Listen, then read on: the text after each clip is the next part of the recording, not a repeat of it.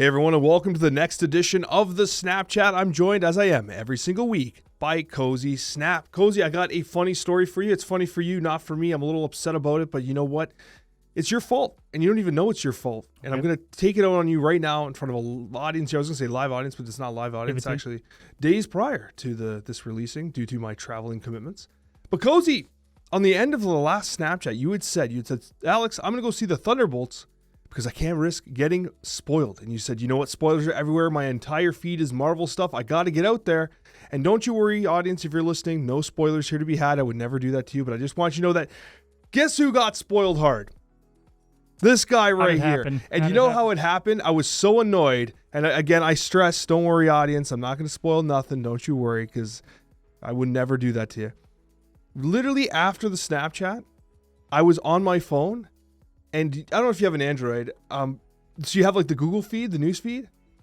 Top of my news feed was like a YouTube channel. It was like a thumbnail. And like when I say the immediate title, I mean like the first 4 words are like ruthless. Those spoiler. People suck, man. I hate when people do that. Yeah, and the thumbnail was literally a spoiler. And the first and it autoplayed the first second, savage spoiler. There was no way I could have avoided this to the point where I'm like, Google, why did you do this? I'm like, by the time I processed what I was looking at, I was already spoiled. Everything, and it was like Gamer Kid 69 420 XXX was like the YouTube channel. Snowball microphone. And it was literally the footage the second I saw was it was like phone footage from like the front row of the theater. So it was like super like wide and like, I was like, dude, Google and it was just enough. We'll talk about it after. I'll tell you what I saw. I was so upset because it looked sick. And I was like, no, why would you tell? So anyways, that was my moment right after the Snapchat. And maybe I should have went to see Thunderbolts right away. I saw a short, man, that it has to do with this, but doesn't. But it was like a husband like went up to his wife's phone when she was gone. And he was like saying things to the phone for targeted ads. He was like, chicken Parmesan recipes. He's like, how to clean the house efficiently. Like he was like saying things to see if it would like pop up later on her phone. It got a good chuckle out of me. But yeah, man, they're always listening, man. They're always listening. Luckily the spoilers weren't like, it's not a movie that had like, you know, the death of Captain America, whatever, right? Like it wasn't like the whole world bent out of shape, but there was some stuff that could be spoiled for sure. There's definitely some stuff that could have been spoiled because I feel like I got spoiled a little bit there. But and talking about MCU quickly, we have the Fantastic Four coming out. When's that coming out? Is this summer? It is almost in line with Comic-Con completely. So it's like July, I want to say like 26th. And what's next after that? Avengers Doomsday. Which is, I think, May. Next year. And then I think 2 years from now is Secret Wars. From like yesterday. Secret Wars, that is like, is that a movie or a show? Avengers. You don't know if you don't know what the word Secret Wars means by now as a Marvel creator, all hope is lost. Don't put that on me, bro. It's up there. I don't know what's going on. I know that people have told me that it's really good. Wait. There's Agents of S.H.I.E.L.D. people have said I have to watch. And then there's Inception I've been told I have to watch. And then there's apparently I got to read up on Secret Wars. And that's not the Nick Fury one. That's Secret Invasion, right? No. This is very big. It'd be like what's an equivalent? Like you know what Order 66 is on Star Wars? No. Okay, cool. All right, let's move on. Darth Vader? Let's just talk about Esme. Let's just move on from this conversation. Before I upset you, connoisseur of media. Yes, Esme Cuckoo. Esme Cuckoo? All I've known is that I don't know how to say this name at all. Every single part of it is awkward. Cozy Snap, Esme, 3-4. On reveal, copy your hand, whatever. You know what it does now. That's great for the audio listeners. On reveal, copy a card from your deck into your hand. Set its cost to 3 and power to 4. There you go. I did the thing. I did the podcast thing. So I played a ton of both Esme and Serge. Like when I say a ton, I literally started streaming for Twitch drops, played for like 10, 11 hours, got to Infinite. I was like ranked 52 or something, which is, I mean, that's more along the lines of this. I was the 52nd person to get to Infinite at the time, I guess. But what I will say is that like I played so much of these cards that I felt like I got a pretty good handle of their strength, their potential, and what they can do. And I was playing them in similar shells and even in some of the same shells, and found that they did have niches that they fell into. So with regards to Esme itself, first of all, I came in at 4 stars. You came in at 4.5. Do you have any initial thoughts?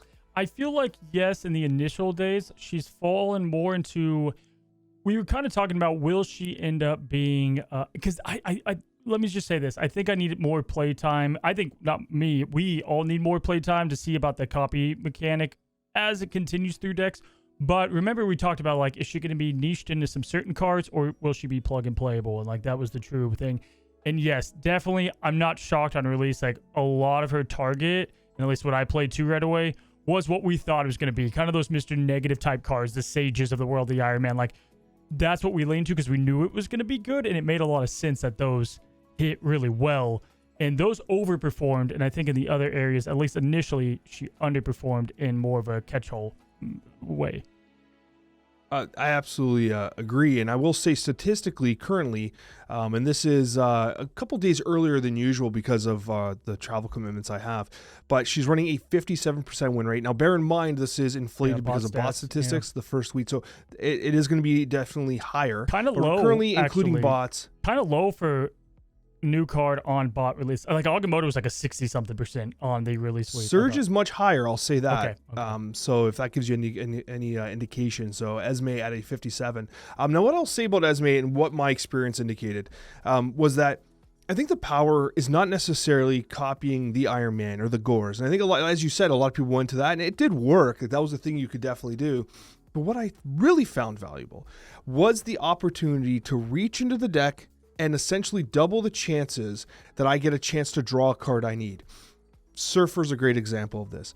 If I don't have Surfer in my deck in my hand by turn 6, things feel kind of bad in a Silver Surfer deck. And there was multiple instances where I would play Esme on turn 3, get Surfer, and then also draw Surfer, which was particularly fascinating. Moreover, there were instances where I would play Esme, get Sebastian Shaw, and draw Sebastian Shaw, and then draw into Surfer as well. Now, yes, of course, you're thinking, Alex, like those are just blessed situations, but those are situations that happened, and they happened more than once. Put yourself in a situation where you are against a Strange Supreme player, and you see the Strange Supreme going crazy. You're holding Esme on turn 3. You don't have Shang-Chi in your hand yet, and you know it's in your deck. It could be potentially valuable to roll Esme to potentially get that Shang-Chi early so that you can take out that Strange Supreme. The ability to add that like factor of digging into that deck, and not like in a Jubilee of pulling it and slamming it on the field, but actually holding it, because Blink digs into the deck, but the card comes out. Jubilee digs into the deck, but the card comes out. Iron Lad digs in, but the card is immediately revealed. With Esme, you're pulling the card and you're storing it for future usage. So the tech pieces can actually be very useful. Yeah, and it's helping with, you have so much information too when you're doing so, right? Like you're able to clearly see what you could get, and sometimes, at least when I was playing, it's like, oh wow, I'm good with any of these options, even if I double draw into that. And I think what's cool about her, and as we continue, we just talked about the Fantastic Four first step cards. Think about that whole deck. I think she's great as just kind of there's nothing else I want to do this turn, and any card that I continue to get is going to help out. Like those cards are all good to get back in your hand, and if you get 2 of them, awesome, right? Like what a cool thing you can do with that. So I think that she's going to be pretty future-proof too. Like she's got a lot going for her in that department. She feels really solid to play. Yeah, and for what it's worth, so last week I was incorrect about the interaction with the copied card and Silver Surfer. The card gets copied to the hand, and then it gets set to the cost of 3, but it does not count as a 3-costed card. I actually tried to find where Glenn had explained the difference between the small c, the capital C, and the C/ and dash and all that stuff. I couldn't find it in my time searching Discord.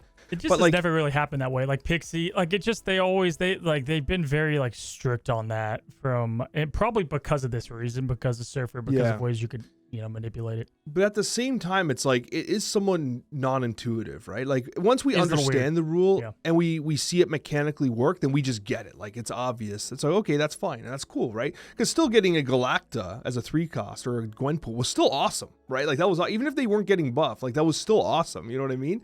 But I think it like the rules of the card game, It's a snapism. especially as you add more cards, sometimes there's these like stepping on the toes situations, right? But overall with Esme, what I would say is my general, first of all, it's also, again, earlier than usual, but one of the advantages of the season pass card is slightly less FOMO because you can get it later in the month, although you are giving up the weekend missions with the 150 gold, I should say. Esme, I'm cautiously optimistic on. Spoiler alert, I think Serge is better, but I do find that Esme is potentially pretty interesting overall. I will say, though, I was a little, I don't want to say disappointed because I wasn't expecting it, but I think they really need to look at the season pass, and if they're going to be really leaning into tokens as a source of like an economy engine, give your paying customers some tokens in the season pass. Yeah, I gave them the benefit of the doubt this time because I think they had the either or launch date kind of thing, but as we hit June, it's like, all right, okay, like we've known this is going to come now, and you could prep for this in advance. And so I'm hoping to see a change. And they kind of even mentioned that in one of those dev Q&As. They were like, yeah, we can add tokens in more places because now they're essentially a viable currency. So yeah, that's what, I would hope to see. And what I see, and I've said this before, but what I've seen out of Second Dinner based off of the changes they've been making with the snap packs is they seem committed to making the game more accessible and better. This isn't just cope. This isn't just them just kind of, taking a knee to the community that's been complaining about card acquisition. I think they're actively trying to make their game better. And for that reason, I believe that if they find that there aren't enough tokens in the ecosystem, that they'll start incorporating more just outside of the wallet, which, they always say the credit card, the most powerful card in collectible card games at the end of the day. And Cozy, that's going to take us to our next card to discuss. We did have a dual release, and this one was Serge into the snap packs. Right off the rip, Serge is running a 59% win rate, and of course, that's ranks 70, including bot-based statistics. Cozy, what are your thoughts on Serge? I've been waiting for your thoughts on Serge because we came in at different, I think you were most you were excited about her, but you thought she was a little pumped up a little bit too much. And as I was playing her, I was like, I wonder what Alex is thinking over there on how you played her. She did work in interactions that we thought she had the potential to work in, which was nice to see. But I'll give you the floor. Right, but I like how you do this. You're just like, hey, bud. You're wrong and I'm right. So I'll let you admit that I'm right. Okay, Cozy, here we go. So Cozy gave her the 5. I gave her the 4. I gave her it's my 5 card of the month, but I was somewhat hesitant from a power perspective.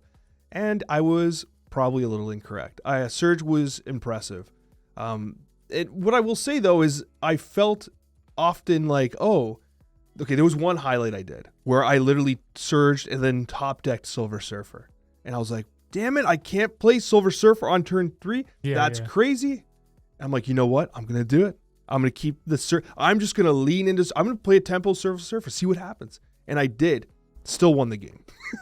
Still won 4 cubes because it's like the amount of just like momentum being generated was crazy. Like she was actually awesome. You have to commit to the bit. And I think you said it, I think when you went in with the cautious optimism was, well, that's not how snaps played. And I think at the time my retort was like, right? Like we haven't played that way yet. And it's true. I think that was a great example of it. It's like, because there were times where it's like, this doesn't make a lot of sense, but I might as well just keep this top deck momentum going. And it was really cool to see that continue on. She's very interesting. And I think this is definitely like a card that really shapes the way you play, which is why Snap is so cool, because you don't even need a new game mode. Sometimes you just need a card that really encourages a new way to play. We see that in other card games, and I hope they continue to lean into this kind of stuff, which, makes you, it pulls you out of your comfort zone a little bit. You have a little bit of a different play style than you used to. But yeah, Serge was definitely cool. It was awesome. And I will say I came away really impressed to the point where, like, I would say that if you're someone who's on the fence, whether or not you want to spend 5K, if your collection complete, I think she's worth rolling 5K for. Like, I think she's unique enough that it's worth having in your collection. I had a blast with her. She feels strong. Yes, there was some instances where you get Silver Surfer and you're like, okay, I'm not going to play this till the end of the game. But there's other times where, like, I play Surge on 2, I hit Brood. I play Brood, and then I might even have Forge in hand, and that just allows me to combo Forge with Sebastian Shaw on 5 or whatever, right? I was able to do a lot of fun things. I think my advice is get her now. And the reason I say that is because out of the month, she's the card to get. And because if you wait, then you're going to be risking to pull a prodigy, pull whatever. And so if you do want her, if you're on the fence and you're leaning towards like the 60%, 70%, you want to get her side, get her. Because then at that point, it's going to take that much more to grab her. Either way, those filler cards are going to be in there for the next month and whatever. But you just, lower your chance of grabbing her from a snap pack. That's actually good. That's a great opinion, because you have the snap packs, which we joked about prior. They progressively get worse because as you skip things, they kind of get like stuffed with poo, right? It's like that you add your own landmines. Some months are going to be harder harder and landmines. Some months are going to be harder than others, right? Like some months, let's take the one with Conchu. It's like, I think there was some bad cards in between, and then Conchu came out and everyone wanted Conchu.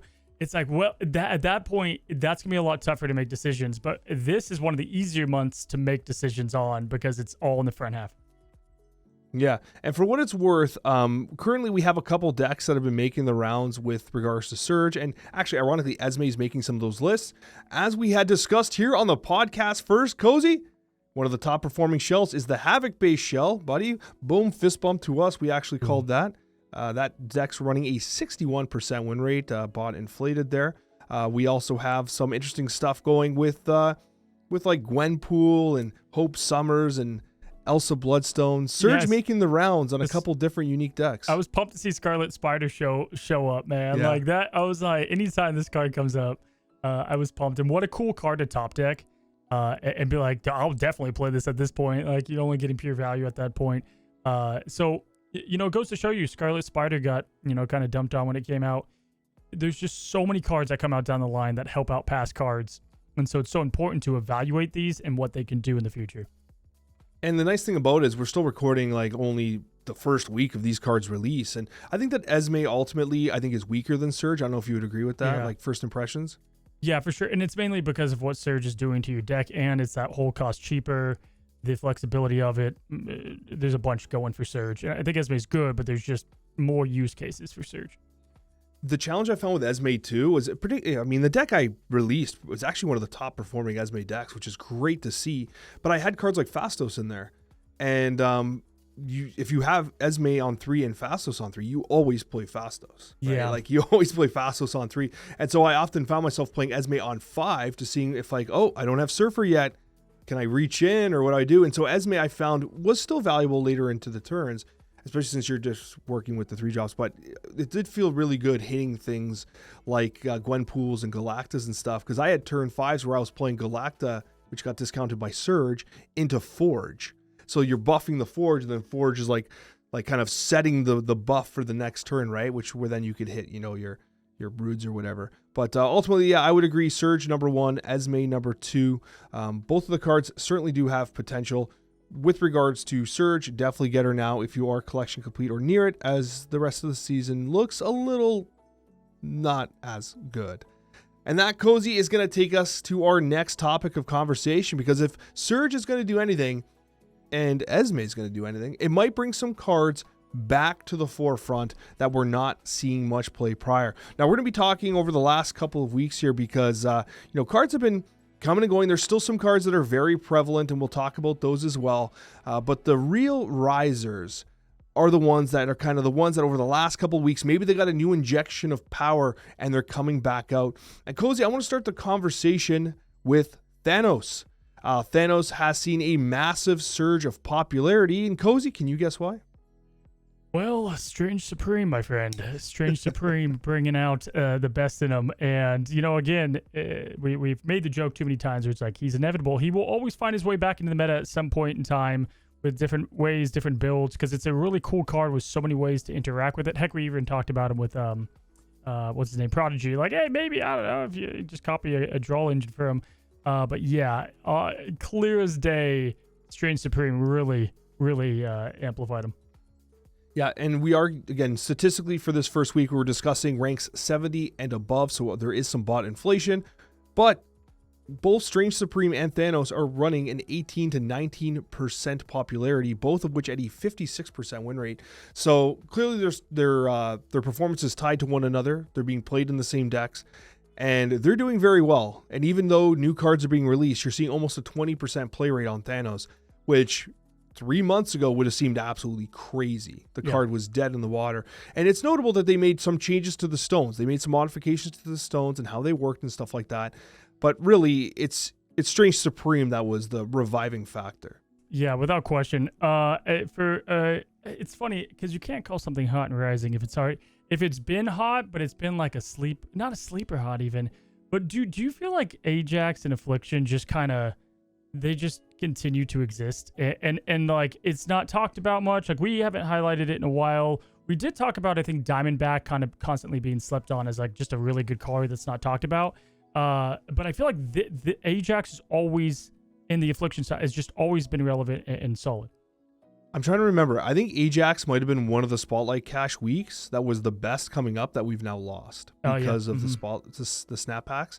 But yeah, Ajax is one of those cards that, like, honestly, when it first came out, it looked good, and people were like, yeah, it's pretty good. It gets huge, but the decks hadn't really formed around it yet, and then the lists got really tight, really good. This is one of the most consistent top 10 deck performers in Marvel Snap since its release. And yet, while we've had injections of power with Diamondback and others, this card doesn't see much play. The win rate is always sky high, but the play rate is always well under everything else. There's a huge discrepancy between how much people are playing and how much people are winning, because it's certainly winning. Yeah, you do need a lot of cards to really perfect it. It's an archetype that every card that comes out, it really enhances it, and Diamondback just being the most recent example, right? But yeah, at this point, this came out, I think, in July of last year, and it's been slept on almost ever since. Like, it's performed well. It's been, in the conversation of one of the top decks, and for a while, the top deck, right? For a good while. To the point where they had to look at some other cards to tame down, and all it takes is another Affliction card to just boost it up even higher, which I'm sure there's plenty of those coming out. Now that they're releasing even more cards, they're going to dip into that. Affliction could be a little bit of a scary archetype, I guess. Maybe that's why its play rate's down. It's not like move, but it's in a sense, yeah, you know what? You're playing with fire, as we like to say. And it's funny because it honestly doesn't see much play, and I feel like it spikes when a new tool comes out. Like Diamondback comes out, everyone's playing Luke Cage. But almost nobody's playing Luke Cage defensively because this is not popular enough. And Luke Cage is incredibly powerful with his board-wide effect. I mean, how many times have we said board-wide effect, in this podcast today alone? Very powerful board-wide effect. But talking about the next couple cards here, I want to just bear mention to something. Now, there is a specific card, and it's number 3 I really want to talk about. But it's also worth mentioning that Shang-Chi at a 31% win rate, or not their win rate, a 31% popularity, is not currently the most played card in Marvel Snap. The card that consistently sees the most play is actually Sam Wilson, Captain America, at 35%, despite the nerf. But we're talking about risers here, and Sam Wilson's been near the top since its release, and Shang-Chi has been near the top forever. So who's the riser? Cozy? It's a Thunderbolt. You probably saw him on the screen. He likes to hit people for the negative. He likes to strip away their card text. He's red. Who is he? The Guardian. Dude, you know what's funny is like, so before my wife and I went in to go see the movie, she's like, can you kind of like run down these characters again? And like, I thought the best way to do it was just to go to Snap. And I just like went to my Snap cards and I was like showing her who, I can't spoil stuff. It's not even that big of a spoiler because it's in the trailer, but regardless. Don't say it. No. I'm not gonna say it. There's a hero though. Don't you even dare bring up Stranger Things. No, she saw the Snap card though of this one character, and she was like, "That's gonna be in here." She's like, I didn't know it was this kind of movie." And it's funny because some of the art, like Red Guardian's a perfect example. I was like trying to go through my Red Guardian art. This is like the closest one I found that was like kind of given the David Harbour vibes. But yeah, man, Red Guardian, he's cool. And after you see the movie, man, it's just I don't care if White Widow's good. You wanna try to play them together. That's awesome. And I'll say that Red Guardian currently is the 3rd most played card in Marvel Snap at a 24% meta popularity. He seems like a great catch-all. Ironically, you brought up Ajax. He's currently making the Ajax decks as simply just pure tech. He's a great catch-all, Cozy. And one of the other callouts worth mentioning as well, another tech piece, and this is the good boy, the doggy. It's Cosmo. And this might be fully related to the popularity of Thanos, and specifically Strange Supreme, because believe it or not, it has a, well, just barely 19% play rate, just slightly above that of Thanos and Strange Supreme. I wonder who he's protecting. Bro, there was a comment on our last Snapchat that we missed, and I thought it was actually like a really good point. We were talking about Zorn, and I'm a little bit higher up than you are on him, just by a little bit. But someone was like, Zorn is the perfect anti-Cosmo card, and it makes so much sense. He can completely keep a lane for the first time, Cosmo free. It's true. It's true, because Cosmo, even if you play it there, gets punched out. Yeah. So you could essentially on turn 3 set up, or no, he's a 2-cost. So you can set up a combo. Now, a lot of those combos that you want to keep Cosmo out, you kind of, sort of, want to have the whole lane to do so. But even having that option of like guaranteed safety for an on-reveal thing is kind of cool. No.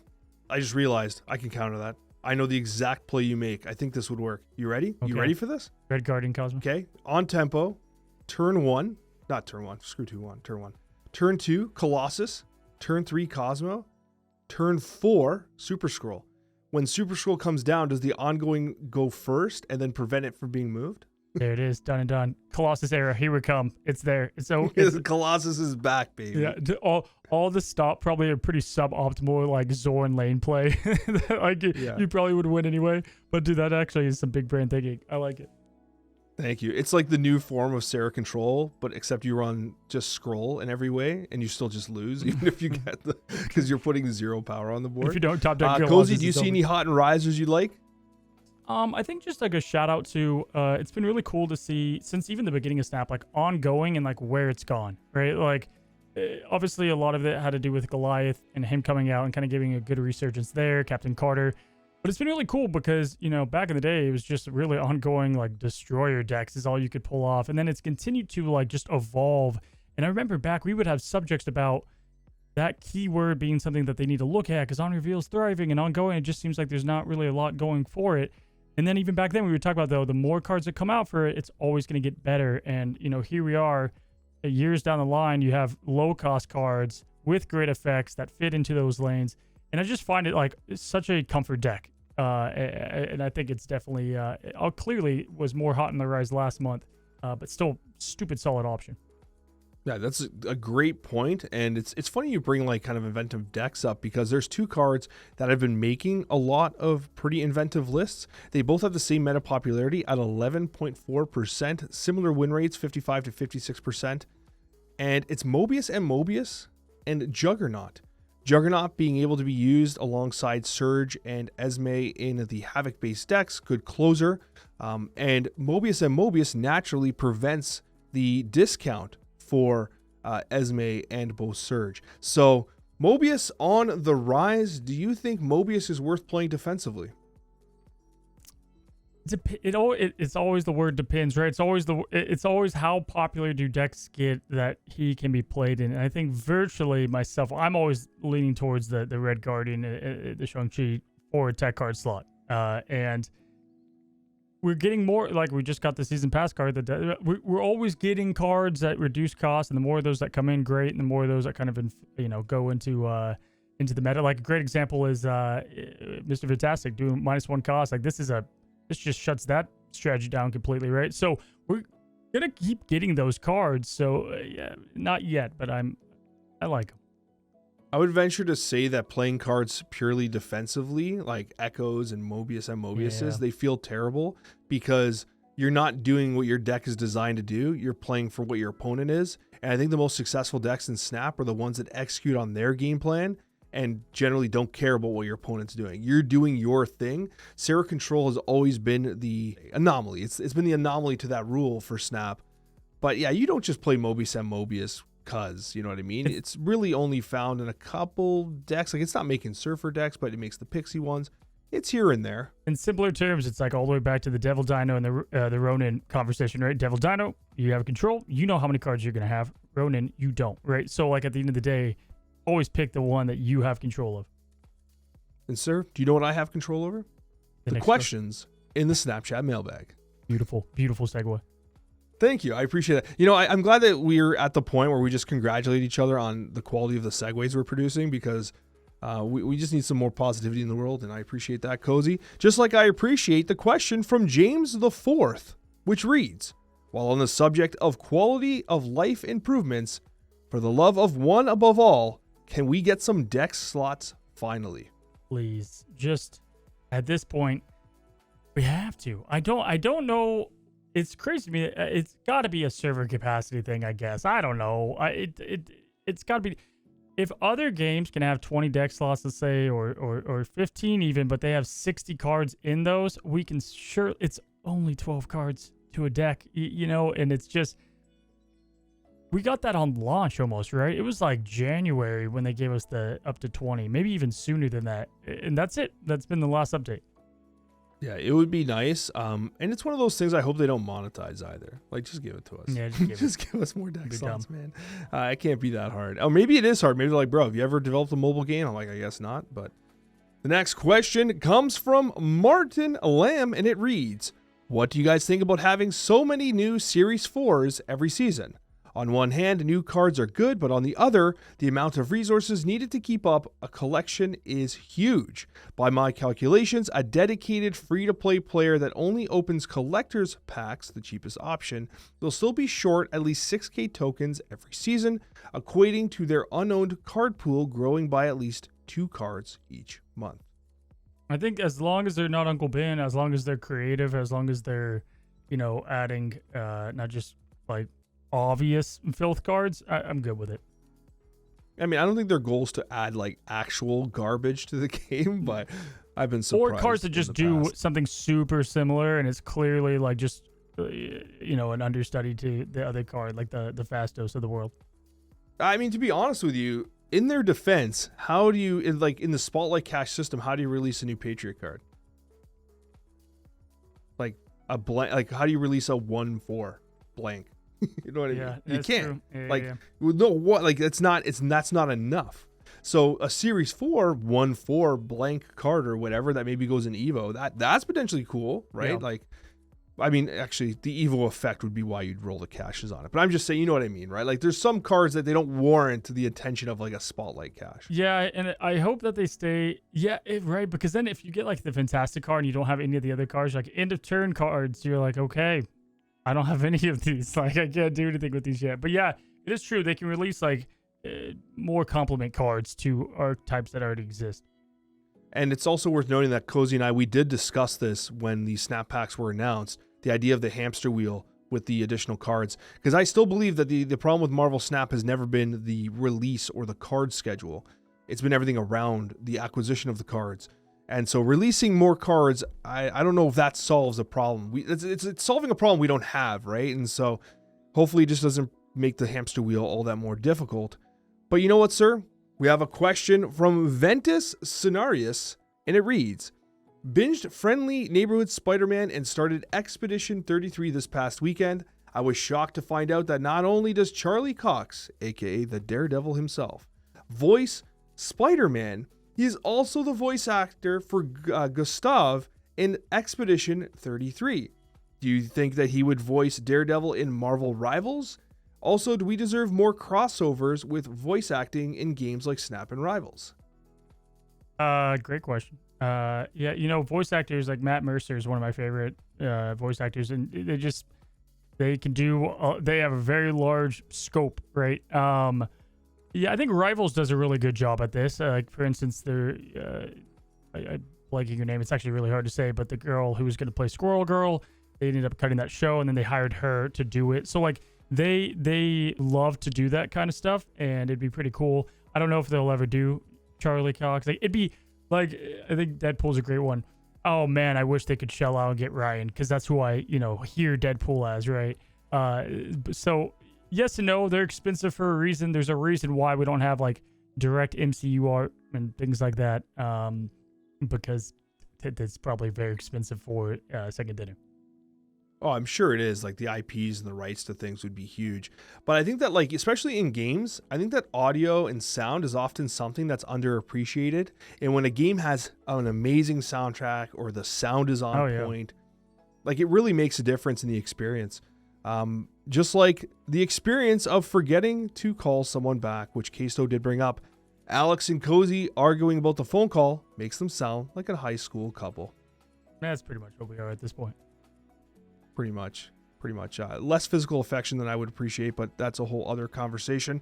As Wonderless closes out the Snapchat, and as he said, at this point, I will buy Inception for Alex.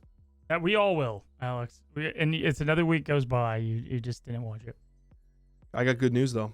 I actually looked it up on Amazon Prime Video, and it's actually free. So I don't know why I thought I had to buy it. That just makes me hate you more. It's actually free. It's openly available, and I could have watched it at any point now. And I went to watch it last night, but the Leafs were playing, so I watched that instead. And I'm sorry, Cozy. I had to watch the Toronto Maple Leafs make a run at the Stanley Cup, just like we're gonna make a run off to. Bad transition. I don't know. What are we running to, Cozy? Are we running off to Boston, guys? And we will not be able to do an in-person Snapchat right now. That's so sad. Maybe one day, man. Maybe PAX Prime will do it. PAX. Where's that one at? Seattle. Got it.